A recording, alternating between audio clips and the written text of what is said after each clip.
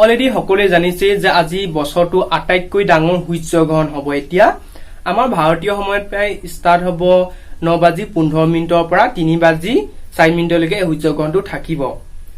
চাওক, এনেই মানে এটা বছৰত কেইবাটাও সূৰ্যগ্ৰহণ বা চন্দ্ৰগ্ৰহণ হয়, কিন্তু আজি যিটো গ্ৰহণ লাগিব, সূৰ্যগ্ৰহণ লাগিব, সেইটো এটা ডাঙৰ আকাৰত হ'ব, এটা বহুত সময় ধৰি থাকিব, 6 ঘণ্টা ধৰি সময় এই সূৰ্যগ্ৰহণটো লাগি থাকিব। আমি প্ৰথম কথা জানি ল'ব লাগিব যে গ্ৰহণনো কি, সূৰ্যগ্ৰহণ কিদৰে লাগে। চাওক, যেতিয়া নেকি সূৰ্য, পৃথিৱী আৰু চন্দ্ৰ নিজ নিজ কক্ষপথত ঘূৰি থাকিব, তেতিয়া চন্দ্ৰটো কিছু সময়ৰ কাৰণে সূৰ্য আৰু পৃথিৱীৰ মাজত অৱতৰণ কৰিব।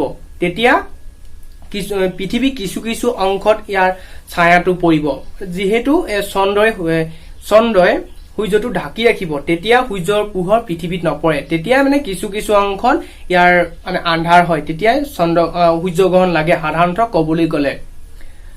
আমি এনেইতো সূৰ্যটো খালী চকুৰে চাওঁ, কিন্তু চাব নালাগে, আমাৰ বাবে বহুত বেয়া। কিন্তু যেতিয়া আমি সূৰ্যগ্ৰহণ লাগিব, সেইটো কেতিয়াও আমি খালী চকুৰে চাব নালাগে, আমাৰ বাবে খুবেই বেছি হাৰ্মফুল হয়। সেইকাৰণে আপোনালোকে কেতিয়াও এইটো খালী চকুৰে চাবলৈ চেষ্টা নকৰিব।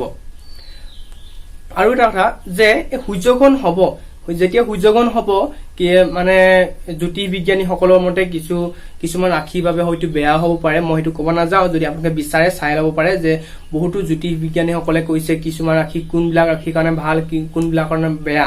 কিন্তু মই সেইটো মতে ক'ব নাযাওঁ যে কোনবিলাকৰ বাবে বেয়া, আপোনালোকে নিজে গৈ চাই ল'ব পাৰে। মই ক'ব বিচাৰিছো যে সূৰ্যগ্ৰহণ হ'লে আমি এনেও এটা সাৱধান হৈ থাকিব লাগে। কাৰণ যদি সূৰ্যগ্ৰহণ সময় আমি যদি বাহিৰত ওলাই যাওঁ, তাৰ ৰশ্মিবিলাক যদি পৰে, কিছুমান কাৰণে হয়তো বেয়াও হ'ব পাৰে। সেয়ে মই চাইণ্টিফিক ইজন হিচাপে মই চাইণ্টিফিকভাৱে ক'ব বিচাৰিছো যে আপোনালোকে কেতিয়াও ওলাই যাব নিবিচাৰিব, যে বাহিৰত নোলাব সূৰ্যগ্ৰহণ হোৱাৰ সময়ত। এইটো মানে যিহেতু ইয়াৰ ৰশ্মিটো আহিব, সূৰ্যৰ ৰশ্মিটো আহি আমাৰ দেহত মানে আমাৰ ছালত পৰিলে কিছুমান বেয়াও হ'ব পাৰে। সেইটো কাৰণে মই কৈছো যে এইটো কেতিয়াও খালী চকুৰে চাবও নালাগে আৰু বাহিৰত ওলাই যাবও নালাগে সূৰ্যগ্ৰহণ হৈ থকা সময়ত। আজি যিটো সূৰ্যগ্ৰহণ হ'ব, সেইটো এটা আঙুঠি আকাৰত দেখিব পোৱা যাব। সূৰ্যটো কিছু কিছু অংশত মানে কিছুমান ঠাই, সেইটো কাৰণে এটা মানে বহুত ডাঙৰকৈ, মানে বহুত গুৰুত্বপূৰ্ণ, মানে বহুত যিটো সূৰ্যগ্ৰহণ হ'ব, এইটো এটা মানে লেখত ল'বলগীয়া, এটা সৰু সুৰা সূৰ্যগ্ৰহণ নহয়, মানে যিটো এটা বহুত সময় ধৰি হ'ব, এটা 6 ঘণ্টা সময় ধৰি এই সূৰ্যগ্ৰহণটো হ'ব। সেয়ে এইটো মানে লেখত ল'বলগীয়া। সেয়ে চাইণ্টিফিক ভাৱেও বহুত মানুহে কৈছে, আৰু পেপাৰে পত্ৰে বা নিউজে সকলোৱে মানে জ্যোতিৰ্বিজ্ঞানীসকলেও কৈছে যে কিবিলাক নিয়ম মানি চলিব লাগে। যদি আপোনালোকে বিচাৰে কি ৰাশি কোনবিলাক ৰাশিৰ বাবে ভাল, কোনবিলাক বাবে বেয়া, আপোনালোকে যদি ইচ্ছা কৰে চাই ল'ব পাৰে। মই মাত্ৰ কেৱল চাইণ্টিফিক ৰিজন ভাৱে, মানে চাইণ্টিফিক হিচাপে ক'ব বিচাৰিছো। আমাৰ এই যিটো সূৰ্যগ্ৰহণ হ'ব আজি, সূৰ্যগ্ৰহণ হোৱাৰ সময়ত হয়তো কিছুমান ঠাইত দেখিবলৈ পোৱা যাব, কিছুমান ঠাইত দেখিব পোৱা নাযাব।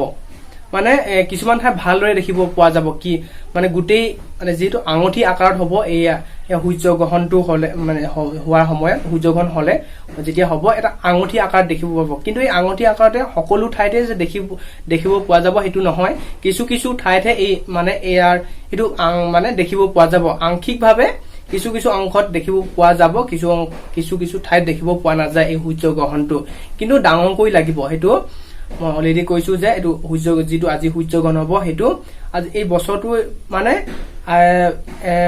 আজি 10 দিনৰ আগত এটা গ্ৰহণ হৈ গৈছিলে, সেইটো চন্দ্ৰগ্ৰহণ। কিন্তু আজি যিটো সূৰ্যগ্ৰহণ হ'ব, এইটো এটা মানে গোটেই মানে এই সময়খিনি, এই 2020 চনটোৰ আটাইতকৈ ডাঙৰ গ্ৰহণ।